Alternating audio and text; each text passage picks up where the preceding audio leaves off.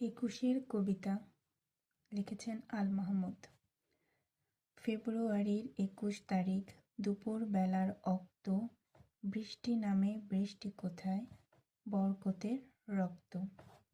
হাজার যুগের সূর্য তাপে জ্বলবে এমন লাল যে, সেই লোহিতে লাল হয়েছে কৃষ্ণচূড়ার ডাল যে। প্রভাত ফেরির মিছিল যাবে ছড়াও ফুলের বন্যা, বিষাদ গীতি গাইছে পথে তিতুমিরের কন্যা।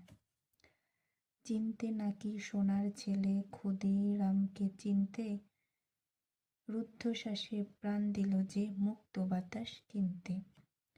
পাহাড়তলির মরণ চূড়ায় ঝাঁপ দিল যে অগ্নি, ফেব্রুয়ারির শোকের বসন পড়ল তারই ভগ্নি। প্রভাত ফেরি আমায় নেবে সঙ্গে, বাংলা আমার বচন, আমি জন্মেছি এই বঙ্গে।